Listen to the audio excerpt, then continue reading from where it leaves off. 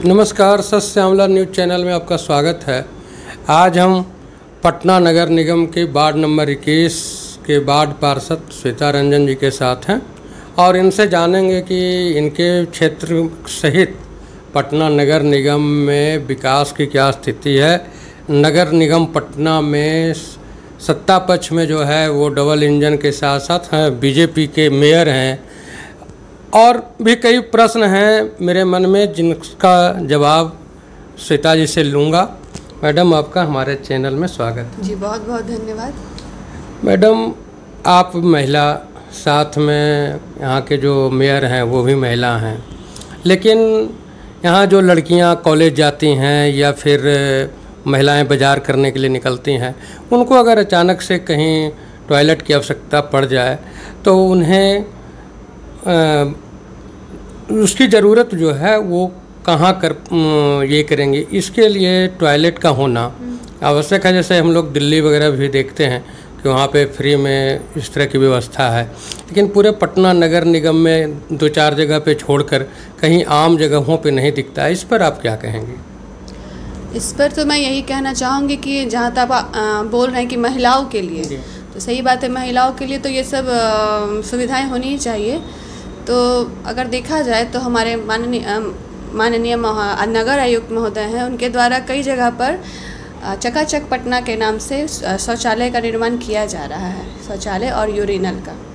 और जहाँ पे ये इसका निर्माण नहीं किया जा सकता है वहाँ पे उन्होंने पिंक टॉयलेट की भी व्यवस्था की है। ये पिंक टॉयलेट क्या है?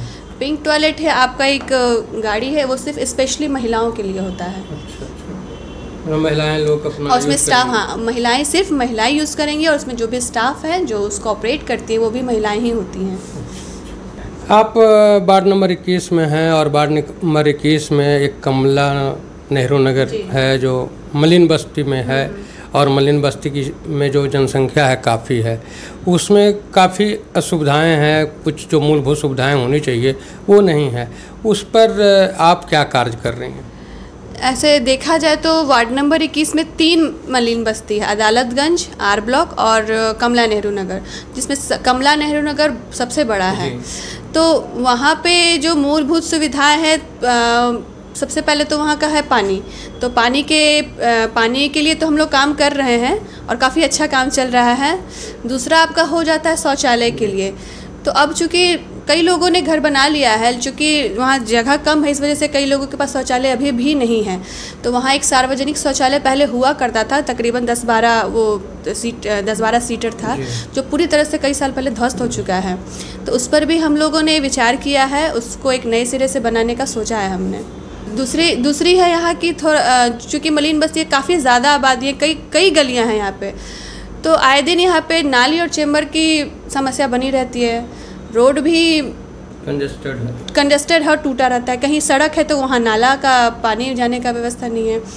तो मेरी तो यही गुजारिश रहेगी कि सिर्फ मलिन बस्ती के लिए अलग से जो फंड आता है वो जल्दी से जल्दी हम लोग को अगर फंड मिल जाए तो ज़्यादा अच्छा रहेगा।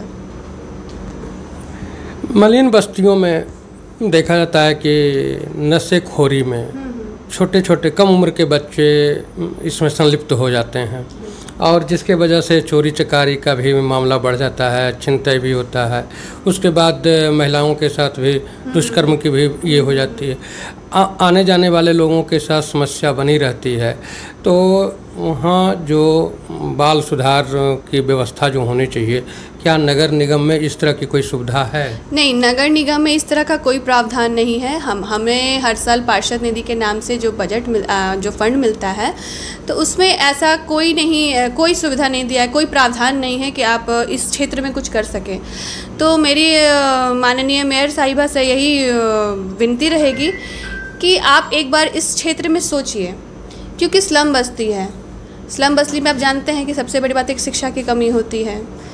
तो वहाँ पे नशाखोरी के कारण चोरी, किसी का कभी घर में घुस जाना, ये सब आए दिन होते रहती है। तो मेरे पास आए दिन CCTV कैमरा लगाने के लिए मुझे बोला जाता है, लेकिन हम पार्षदों के पास जो फंड आता है उसमें CCTV लगाने का कोई प्रावधान नहीं है।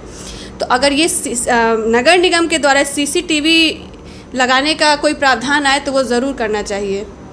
कमला नेहरू नगर जो मलिन बस्ती है या फिर आपने अदालतगंज की बात किया, तो ये सब जगह जो आंगनबाड़ी चलती है वो आंगनबाड़ी केवल और केवल नाम के चल रहे हैं। उसके ऊपर कभी आपने कार्रवाई कराने का या जो समुचित उसको चलाने की जो व्यवस्था होनी चाहिए उस पर आपने कोई कार्य किया है क्या? नहीं, मेरे वार्ड में जितनी भी आंगनबाड़ी है सब काफ़ी अच्छे ढंग से चल रही है।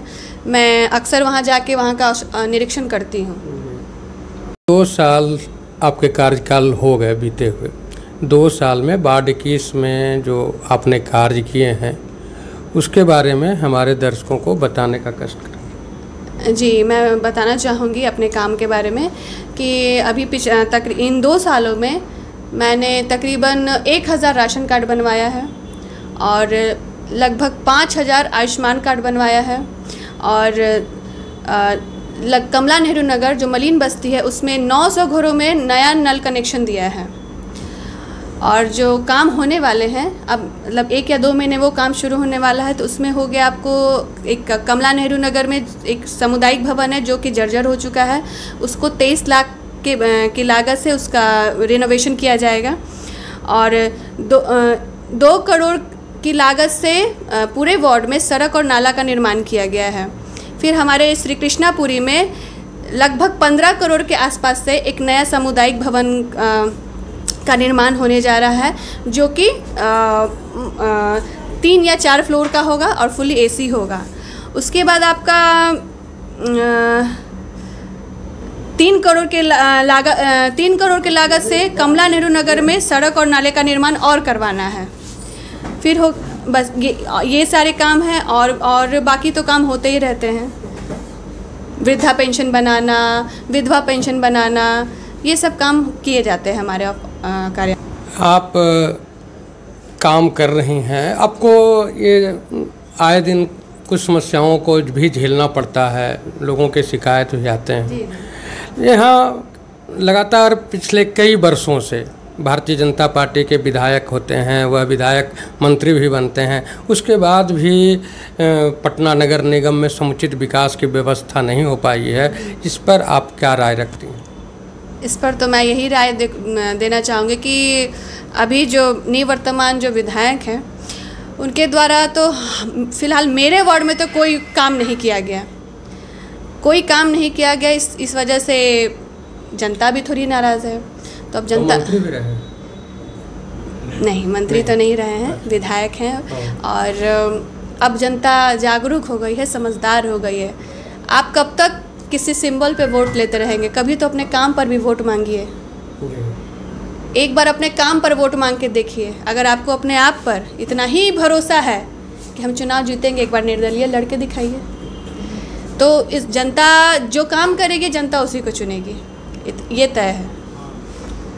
नहीं, शहरी क्षेत्र जो भी है और पटना की तो बात ही नहीं है, पटना पूरब से लेकर के पश्चिम तक और नया जो ये दीघा बना, ये सभी जगहों पे भारतीय जनता पार्टी का एक छत्र राज है। और अभी 20 साल से कमोबेश भारतीय जनता पार्टी की डबल इंजन की सरकार है।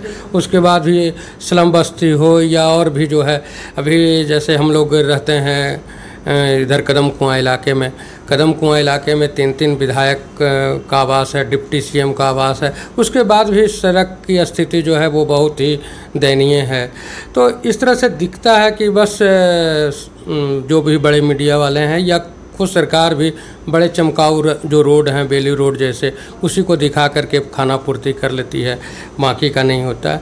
तो इस लापरवाही पर आप क्या कहें?